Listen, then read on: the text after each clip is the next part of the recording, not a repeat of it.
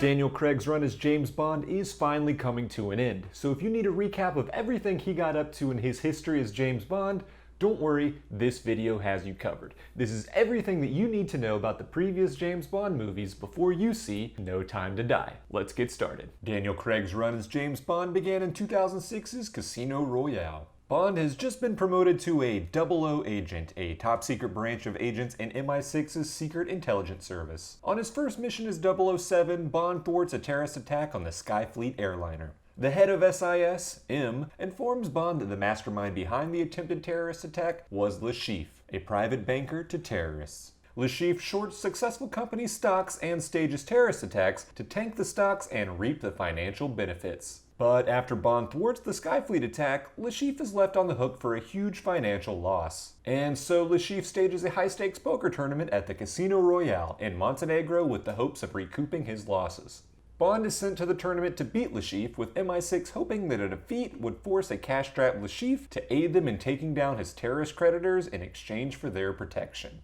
Bond's allies on this mission include MI6 agent Rene Mathis and a foreign liaison named Vesper Lynd. The tournament is not an especially fun one for Bond, as throughout his stay in Montenegro he's forced to murder a rival, is nearly killed himself by poison, and even loses the tournament. Fortunately for that last one, Bond befriends a CIA operative named Felix Leiter, who buys Bond back into the tournament with the promise that the CIA would be the ones who get to arrest Le Chiffre.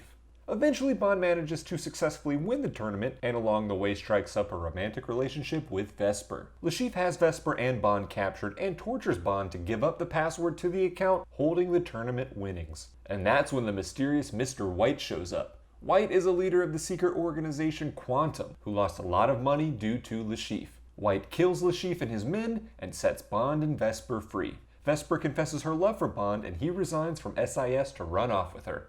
On vacation in Italy, Vesper betrays Bond and delivers the Casino Royale winnings to Quantum. Bond fights off Quantum agents, but Vesper drowns herself. A distraught Bond calls M to return to service and is told that Vesper had a boyfriend being held by Quantum and the money was meant to secure his release.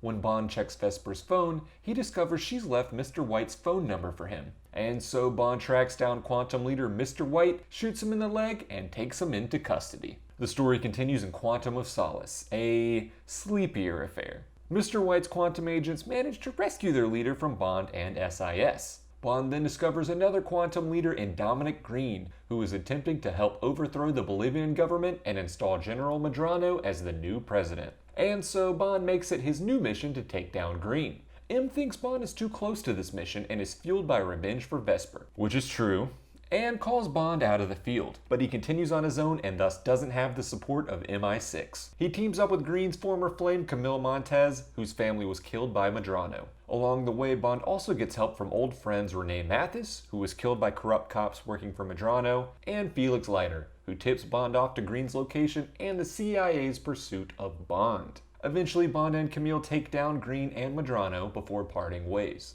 As Quantum of Solace comes to a close, Bond tracks down Yusuf Kabira, the boyfriend of Vesper Lynd. Turns out Yusuf was also a member of Quantum, who seduced high-ranking women and staged his own kidnapping so they'd pay his ransom. Bond decides to spare Yusuf and has MI6 arrest him. With all of these loose ends tied up, M has Bond reinstated into SIS. And that brings us to Skyfall. James Bond is sent on a mission with Eve Moneypenny to stop a mercenary from stealing a hard drive containing a list of names and details of undercover agents currently in the field. If the wrong people got their hands on that intel, it would be disastrous for MI6, which is why M gives Moneypenny the go-ahead to take a shot at the mercenary, even though Bond was also in the line of fire. Moneypenny accidentally shoots Bond instead, and the mercenary escapes. Following the debacle, M is pressured by the chairman of the Intelligence and Security Committee of Parliament, Gareth Mallory, to resign. Following this, MI6's servers are hacked and their headquarters are blown up in a terrorist attack. James Bond, who was presumed dead and was now living in retirement, spending his days drinking and having sex, returns to London after seeing the attacks on the news. Bond fails his physical, medical, and psychological exams, but M approves him to return to the field anyway. Bond meets with MI6's new quartermaster Q, who equips him with a gun and a radio transmitter, and then heads off on his mission to track down the mercenary and uncover their employer. Eventually, Bond discovers that the man behind the attacks was Silva, a former MI6 agent who now dealt in cyber terrorism. Silva has become obsessed with his vendetta against M, who had sold him out to the Chinese government while under her employ in exchange for the release of several other agents. To put a stop to Silva's terrorism, Bond has Q and M's Chief of Staff Bill Tanner leave an electronic trail for Silva to follow. The trail's destination? Skyfall, the Bond family home.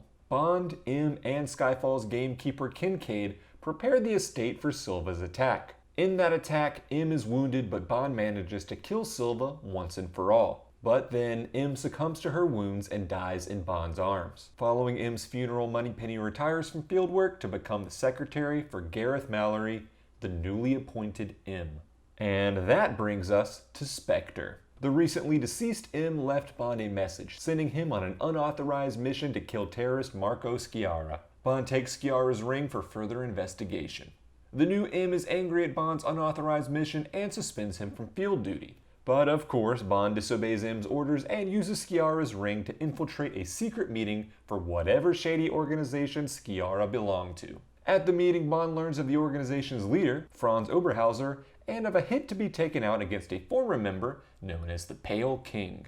Bond has Moneypenny look into Oberhauser and the Pale King. When Bond finds the Pale King, he discovers that it is actually an ailing Mr. White, the former head of Quantum. Mr. White then urges Bond to protect his daughter, who can help lead Bond to Oberhauser. White kills himself, and Bond hurries off to find White's daughter. White's daughter is Dr. Madeline Swan, who tells Bond that the organization's name is Spectre, and it's revealed that previous Bond villains Le Chiffre, Dominic, Greene, and Raoul Silva were all members. As James Bond is out in the field learning of Spectre, his boss M has his own problems to deal with. The general director of the new Joint Intelligence Service, Max Denby, aka C, wants Britain to join the Nine Eyes Global Surveillance Initiative to shut down the 00 program for good.